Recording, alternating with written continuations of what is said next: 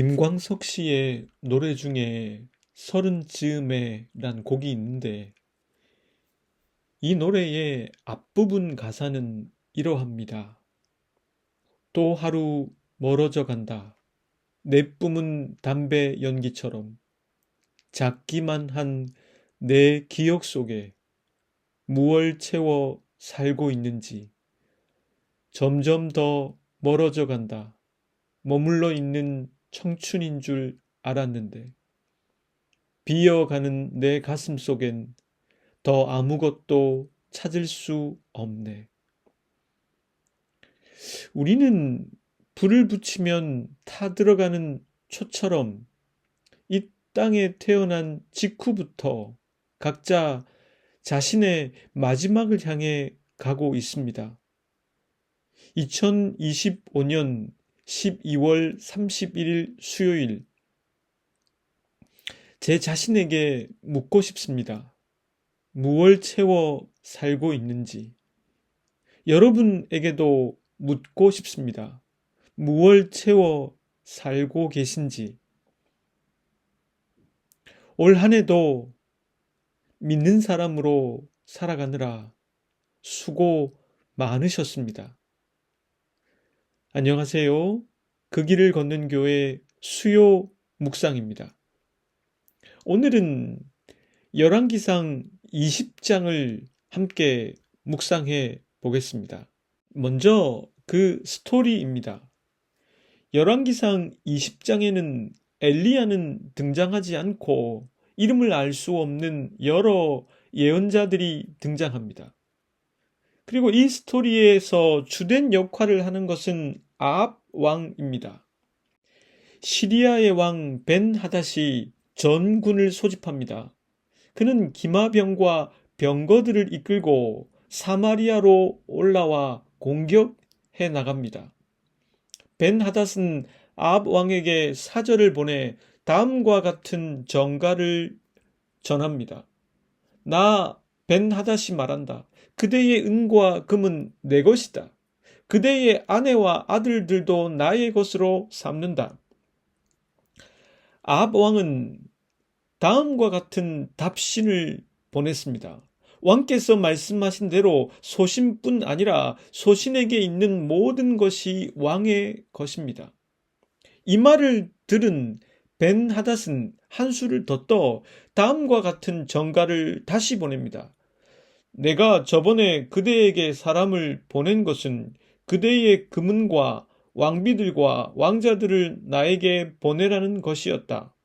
내일 이맘때 부하들을 보내어 그대의 집과 신하들의 집을 뒤져 값진 물건을 모두 가져오도록 할 터이니 그리할라. 아합은 이 두 번째 전가를 받고 이스라엘 원로들을 모아 의논을 시작했습니다. 원로들은 벤 하닷의 말을 듣지 말고 거절하라고 요구했습니다. 아합은 그들의 말을 들어 다음과 같은 답변을 보냈습니다.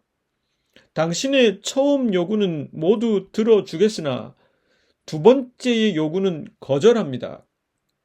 이 답변을 들은 벤 하닷은 이스라엘을 잿더미로 만들어 버리겠다고 다시 전합니다.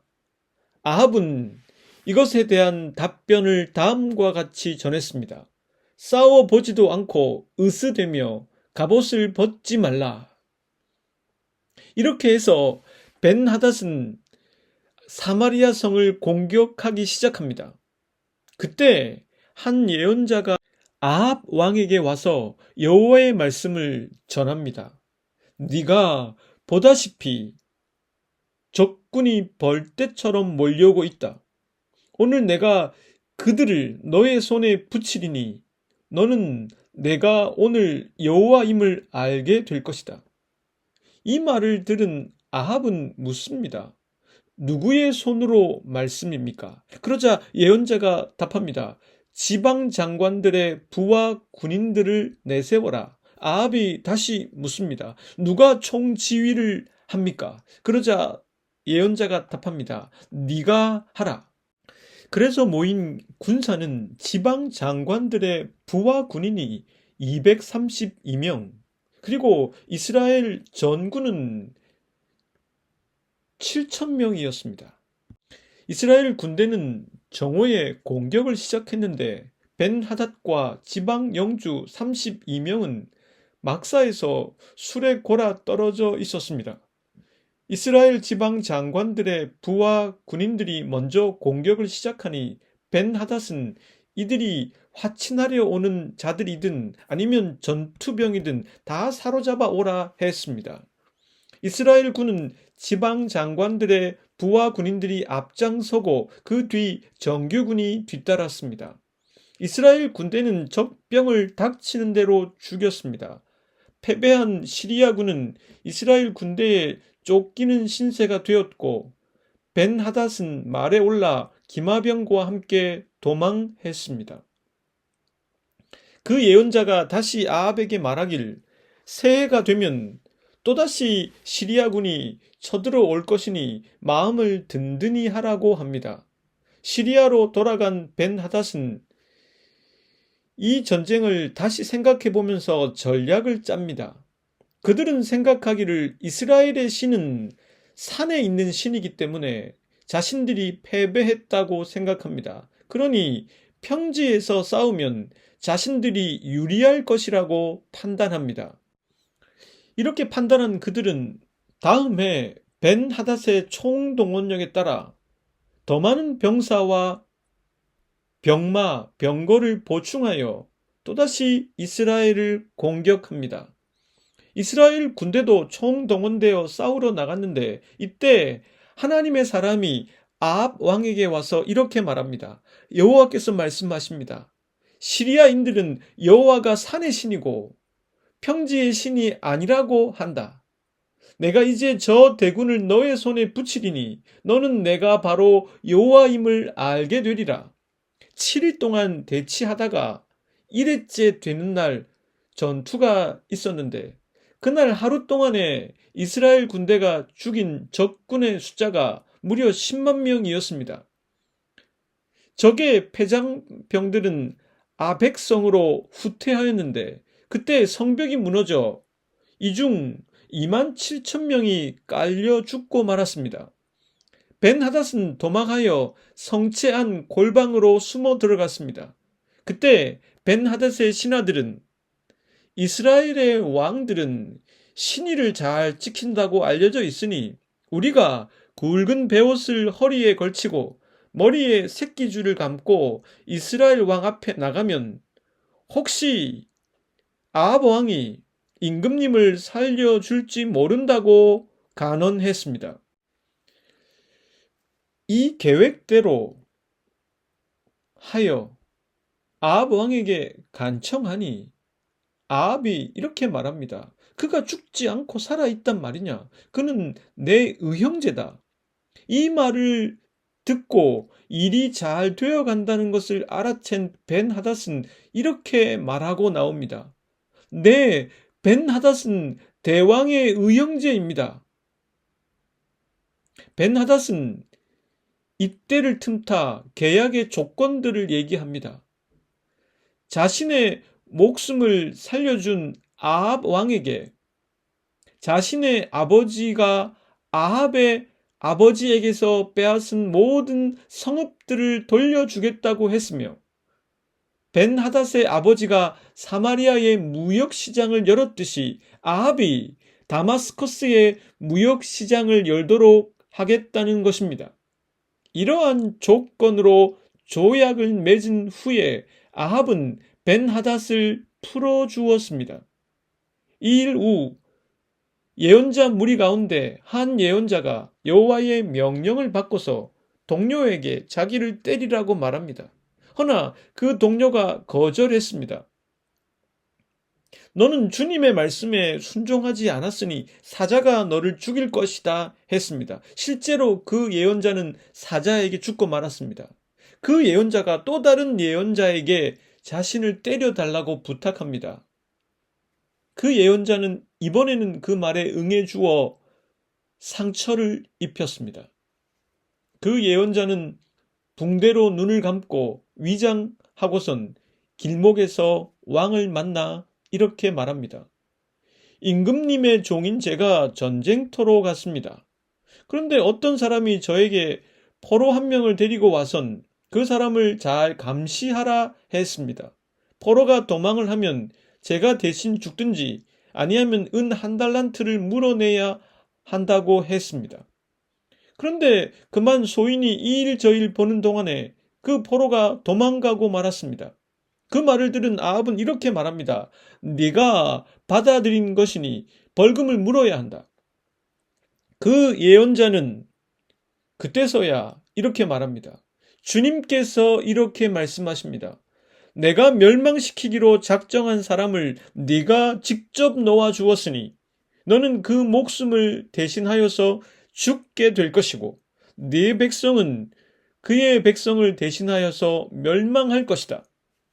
아합 왕은 마음이 상하여 화를 내면서 사마리아 자기 궁으로 돌아갔습니다. 본문을 통해 우리가 묵상해 볼 수 있는 포인트는 다음 세 가지라고 생각합니다. 첫째, 엘리야는 오직 자기만 남았다고 했지만 오바댜가 있었고 오바댜가 숨긴 100명의 예언자가 있었고 하나님께서는 그에게 7,000명이 더 있다 하셨습니다. 오늘 본문을 통해 그것은 사실로 증명이 되고 있습니다. 본문의 그 어디에도 엘리야라는 이름은 등장하지 않습니다. 물론 엘리야는 21장으로 가면 다시 등장하게 될 것입니다. 엘리야는 아직 은퇴하진 않았습니다. 오늘의 본문인 20장에선 엘리야가 아니라 익명의 예언자들이 등장합니다. 본문에 등장하듯 예언자 무리가 있었습니다. 이건 제 추측입니다만 하나님께서는 엘리야에게 다소의 안식을 주셨다고 생각합니다. 그리고 하나님이 말씀하신 대로 바알에게 무릎을 꿇지 않은 7,000명이 더 있다는 게 증명이 된 것입니다. 저는 믿기를 아직도 이 세상과 물질의 권세 앞에 무릎을 꿇지 않은 분들이 많이 있을 것이라고 생각합니다. 한 분 한 분 이런 분들을 알아가고 만나가는 게 믿음의 여정에서 크나큰 기쁨이 아닐까 싶습니다. 둘째는 악으로 나아갔던 르호보암과 여로보암에게도 기회가 있었듯 악한 것으로 치자면 끝판왕이라 할 만한 아합에게도 하나님께서 기회를 주셨다는 점입니다. 아마 본문을 읽어 나가다 보면 아합 왕을 제법 긍정적으로 묘사하는 장면도 있다는 것을 발견하게 될 것입니다. 아합은 벤하닷과의 전쟁을 마주하면서 군주로서의 능력을 상당히 보여주었습니다. 벤하닷은 첫째 전갈에 대해서는 따랐지만 둘째 전갈에 대해서는 원로들과의 회의를 통해 거절했습니다. 또한 그는 전쟁에 대비해 총사령관으로서 전략을 세웠습니다. 무엇보다 그는 예언자의 말을 듣고 하나님의 말씀에 순종했으며 철저하게 하나님께 묻는 모습도 보여주었습니다. 이와 같은 모습은 솔로몬의 초반 그리고 다윗의 전 부분에 걸쳐 보여지는 하나님께 물을 줄 아는 겸손한 태도입니다. 그리고 아합은 승리를 맛보았습니다. 850대 1의 대결에선 엘리야에게 대패를 맛본 그가 벤하닷의 대군과의 대결에선 승리를 2번씩이나 맛보았습니다. 그것은 결국 본문이 거듭 강조하는 대로 그가 한 것이 아니었습니다. 본문 13절과 28절은 첫 번째 전투와 두 번째 전투가 있기 전에 하나님의 계시를 이렇게 기록하고 있습니다. 먼저 13절입니다. 한 선지자가 이스라엘의 아합 왕에게 나와서 이르되 여호와의 말씀이 네가 이 큰 무리를 보느냐 내가 오늘 그들을 네 손에 넘기리니 너는 내가 여호와인 줄을 알리라 하셨나이다. 두 번째 전투를 앞두고 28절 말씀입니다. 그때에 하나님의 사람이 이스라엘 왕에게 나와 말하여 이르되 여호와의 말씀에 아람 사람이 말하기를 여호와는 산의 신이요 골짜기의 신은 아니라 하는도다. 그러므로 내가 이 큰 군대를 다 네 손에 넘기리니 너희는 내가 여호와인 줄을 알리라 하셨나이다 하니라. 하나님께서 엘리야가 아닌 다른 예언자를 보내 아합에게 깨닫게 하신 것은 다름이 아니라 그를 이끌고 이 전쟁에서 승리하게 하신 분이 바로 여호와임을 알게 하기 위함이었다는 것입니다. 즉 갈멜산에서 850대 1의 대결에서 패배를 경험하게 하신 분도, 그리고 전력상 승산이 없어 보였던 시리아의 벤하닷과의 전투에서 두 번씩이나 승리를 경험하게 하신 분도 바로 여호와임을 아합이 알도록 하심이었다는 것입니다. 벤하닷의 참모들은 여호와가 산의 신이라고 생각했습니다. 그래서 평지 전투에서 막강한 화력을 동원하면 이길 수 있을 것이라고 생각했습니다. 그러나 그들은 이번에도 대패하고 말았습니다. 벤하닷의 군대는 하루 전투에서, 그것도 평지에서 10만 명이 죽었습니다. 도망간 패잔병들은 아벡성이 무너져 2만 7천 명이 죽고 말았습니다. 아합 왕에게 기회가 주어진 것입니다. 이 기회는 하나님이 여호와임을 그가 알도록 하시는 것입니다. 비록 벤하닷의 시리아 군대가 진격해 온 것은 분명 아합 왕 입장에서는 난제였겠지만 그것은 결국 그에게 기회가 되었습니다. 바로 하나님이 여호와임을, 자신이 무엇을 의지하고 믿어야 하는지 그것을 일깨울 수 있는 좋은 기회가 되었던 것입니다. 아합이 방향과 생각을 바꿀 수 있는 기회를 얻게 된 것입니다. 베드로전서 5장 7절 말씀이 생각났는데요. 그 말씀은 다음과 같습니다. 너희 염려를 다 주께 맡기라. 이는 그가 너희를 돌보심이라. 아합은 하나님이 자신을 버렸다고 생각할 수 있는 처지였습니다. 그러나 그렇지 않았습니다. 하나님은 여전히 그를 돌보고 계셨고 그랬기에 그에게 생명의 길로 돌아올 수 있는 기회를 주셨습니다. 걱정할 일이 생기거든 하나님께서 나를 돌보고 계시다는 것을 확인할 수 있는 기회라는 점을 놓치지 마십시오. 셋째로, 아합이 군주로서 꽤 괜찮은 모습을 보였고 또한 하나님의 뜻에 따르며 하나님께 묻는 등의 겸손한 태도로 하나님이 주신 생명의 기회를 살리는 듯 했지만 그는 결국 온전히 하나님의 뜻에 따르지 못했습니다. 본문 31절부터 34절까지는 이 내용을 다음과 같이 상세히 기록해 줍니다.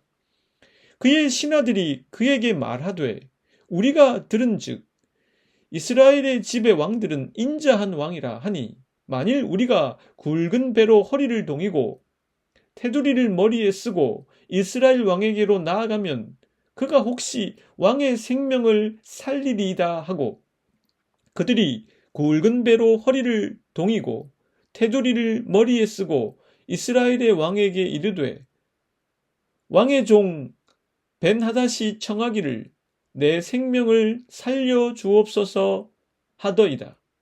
아합이 이르되 그가 아직도 살아 있느냐? 그는 내 형제이니라.